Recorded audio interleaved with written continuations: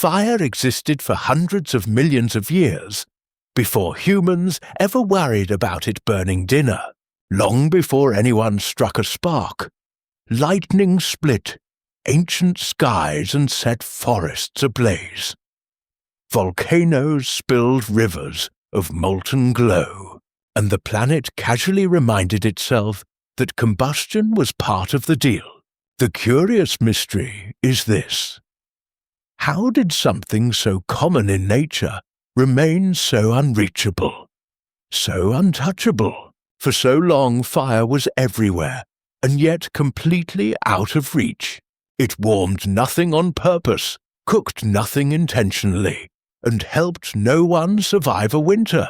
It simply arrived when it wished, and vanished just as rudely.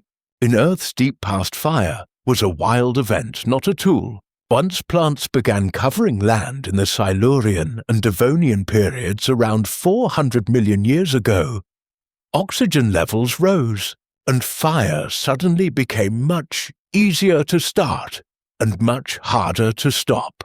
Lightning strikes ignited vast wildfires, reshaping landscapes, clearing forests, and recycling nutrients back into the soil. Fire was already an ecological engineer long before it became a human one. Early mammals and later hominins did not invent fire. They inherited a planet already fluent in flame, but to them fire was a terrifying spectacle, bright, noisy, unpredictable, and hungry. It destroyed shelters, drove animals into panicked migrations, and left behind smoking ground that took years to heal. At the same time, it performed strange miracles. Roasted carcasses appeared after fires. Predators fled. Cold nights felt less deadly near lingering embers. This contradiction mattered. Fire was both menace and opportunity, danger and promise. Nature offered it freely, but only briefly and always on its own terms. The story of fire does not begin with human genius. It begins with patience, fear, and a long period of watching something powerful from a very safe distance, wondering whether it could ever be convinced to behave. When early hominins first encountered fire up close, it was not a heroic moment. It was a moment of panic. Flames arrived with noise, smoke, and the unsettling habit of moving on their own, which immediately disqualified them as trustworthy. For creatures accustomed to predictable threats like predators and weather, fire broke the rules. You could not stare it down, outrun it easily, or bite it back. The safest response was distance. And for a long time, distance is exactly what our ancestors kept. Yet curiosity has always been humanity's most dangerous habit. After wildfires passed, the landscape changed in intriguing ways. Burned grasslands attracted grazing animals, making hunting easier. Charred wood revealed hidden seeds and roots. Most interesting of all were the remains, half-cooked meat suddenly softer, warmer, and easier to chew. No one planned this discovery, but no one forgot it either. Archaeological evidence suggests that as early as 1.5 million years ago, Homo erectus may have begun interacting with fire in controlled ways.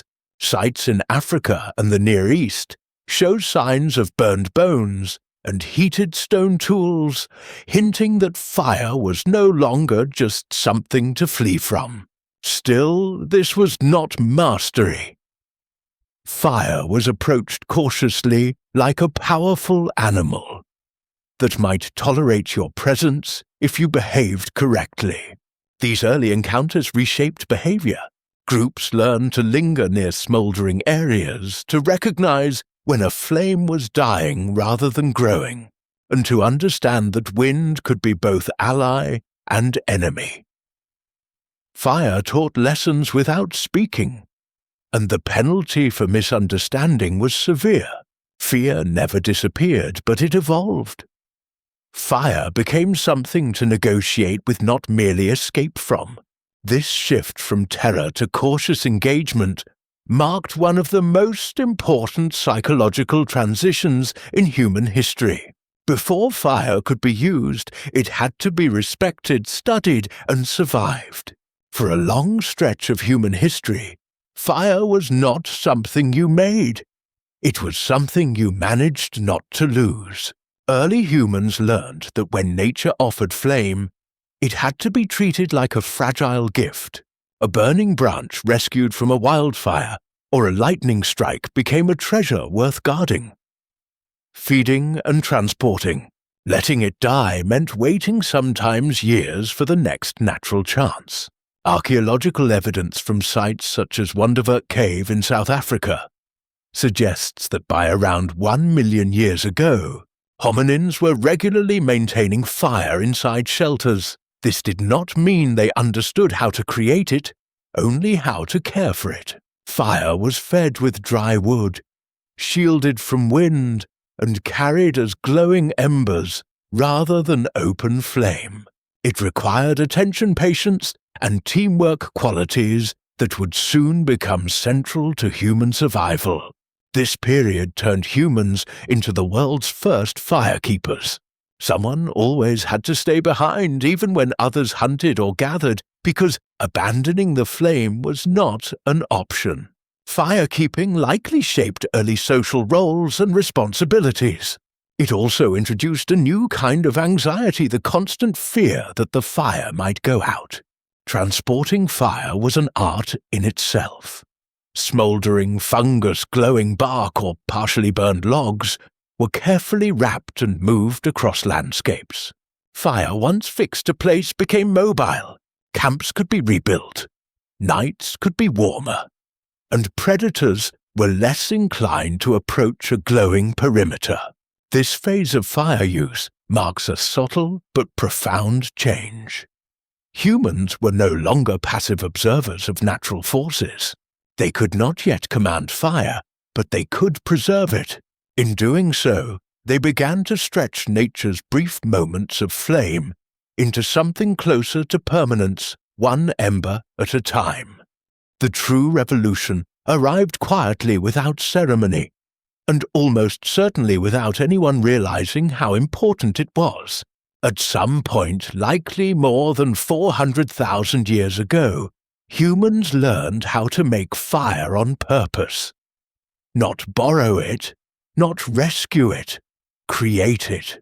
This was less a single invention, and more a collection of hard-earned tricks discovered through bruised hands and long frustration. Two main methods emerged. One relied on friction rubbing wood against wood until heat built up faster than it escaped.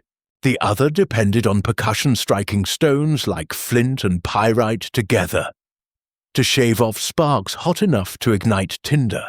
Neither method was easy. Both demanded dry materials, practiced motion, and a calm persistence that fire stubbornly refused to reward quickly. This breakthrough changed humanity's relationship with time and risk. Fire no longer depended on storms or volcanoes. Cold nights, dark caves, and unfamiliar territories became manageable. A failed hunt no longer meant raw, dangerous meals. A damp campsite was inconvenient, not catastrophic. Making fire also reshaped knowledge itself.